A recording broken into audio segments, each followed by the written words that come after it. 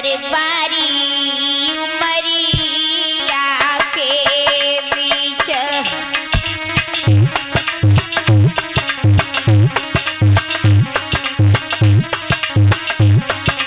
जय हो।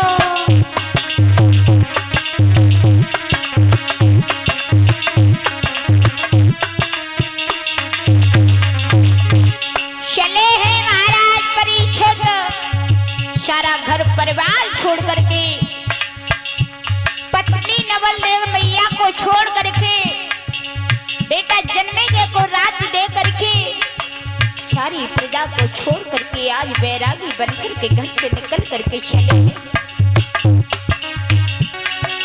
अरे भूप बैरागी है गए वारी मरिया के बीच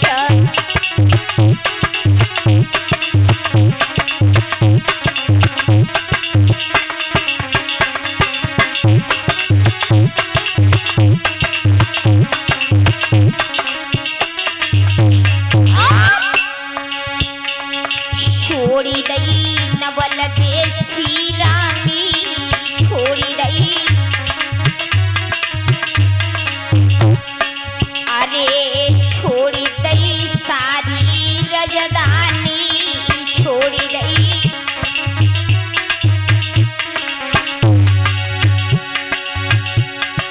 अरे भूप सब खोरबिए वारी उमरिया के बीच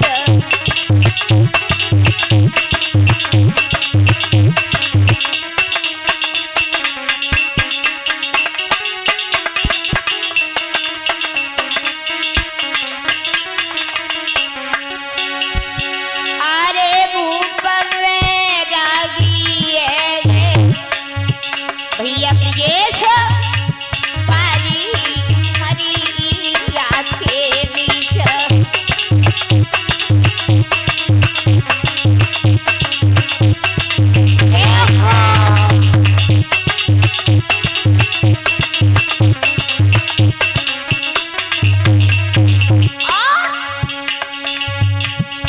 छोड़ी गई पिरजा दुखियारी, छोड़ी गई छोड़ी गई पिरजा दुखियारी, छोड़ी गई होई रही है सबकी ख्वारी, होई रही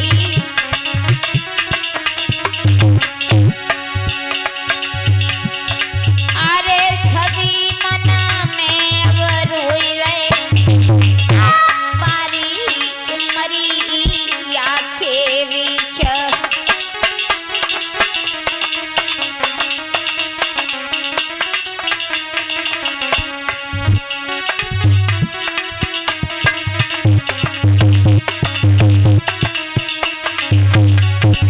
अरे भूप बैरागी हुई है वारी उमरिया के बीच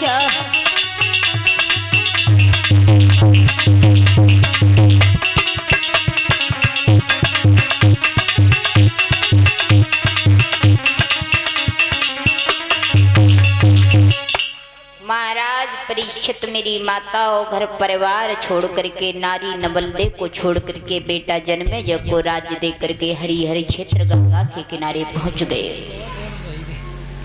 सभी ऋषि मुनियों ने जब सुना कि परीक्षित गंगा के किनारे श्राप के कारण आ चुके हैं, सभी ऋषि मुनियों की भीड़ आने लगी है। सभी परीक्षित को समझाने लगे, परीक्षित को ज्ञान कराने लगे कि हे परीक्षित आप चिंता न करो, तक्षक आपका कुछ नहीं बिगाड़ पाएगा और वास्तविक कुछ नहीं बिगाड़ पाएगा। शरीर को तो हर इंसान को ही छोड़ना है। परीक्षित बैठ जाते हरिहर क्षेत्र में। सुखदेव जी महाराज परीक्षित को बहुत समझा रहे हैं। वो व्यास जी महाराज परीक्षित महाराज को बहुत समझा रहे हैं। तब तक भगवान की कृपा ऐसी हुई है, उसी बीच में ऋषियों के बीच सुखदेव जी महाराज का पदार्पण हुआ है। जैसे सुखदेव जी आए उसी समय सुखदेव जी को उठ करके एकदम से बीच ऋषियों में से खड़े हुए हैं व्यास जी। व्यास जी खड़े हुए हैं, सुखदेव को दोनों हाथ जोड़ करके प्रणाम किया।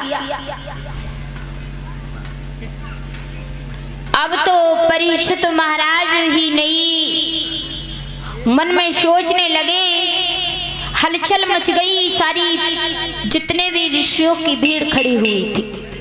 परीक्षित को शंका हो गई, परीक्षित एकदम से चुपचाप हो गए।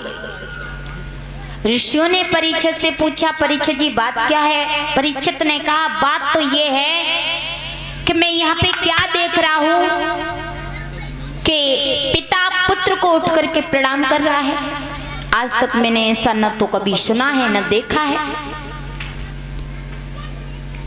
जब ये बात परीक्षित ने कही है तो उसी समय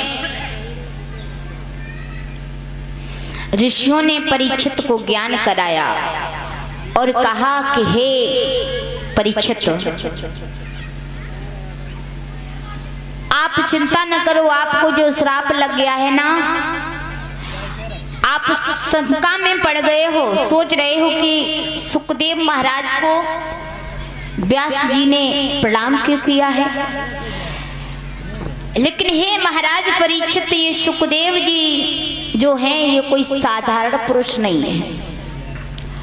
ये ज्ञानियों में धुरंधर हैं, विद्वान हैं, बहुत बड़े ज्ञानी हैं, और कोई नहीं बल्कि यही आपका उद्धार कराएंगे, यही आपको इस तक्षक से बचाएंगे। ये कोई साधारण पुरुष नहीं है। जन्म लेते ही सुखदेव जी महाराज जंगल के लिए नारा लेकर के भाग गए थे, पीछे पीछे व्यासदेव गए थे।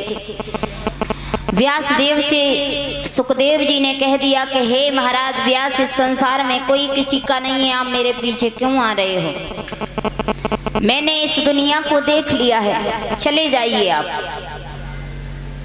तो इसलिए व्यास सुखदेव जी महाराज कोई साधारण पुरुष नहीं है और यही आपका उद्धार कराएंगे, यही आपको इस श्राप से बचाएंगे, आप चिंता न कीजिए। ऋषियों ने महाराज परीक्षित को ज्ञान कराया है और आज उसी समय सुखदेव जी महाराज आसन पर बैठ जाते हैं और परीक्षित जी महाराज आसन पर नीचे बैठ जाते हैं हरिहर क्षेत्र में।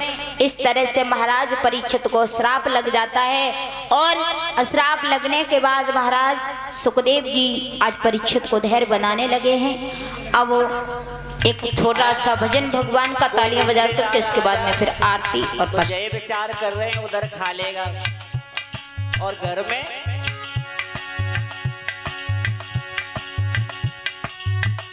अरे जो सुन लेवी के ससुराल में आई गई,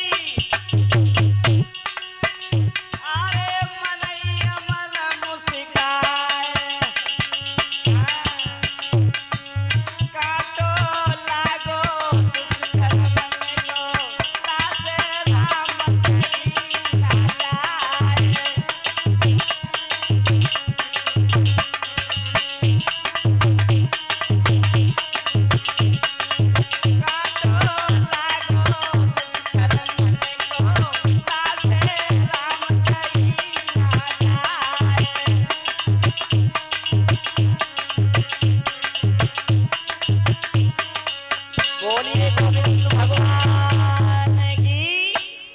और यहाँ से आगे की जो भी कथाएं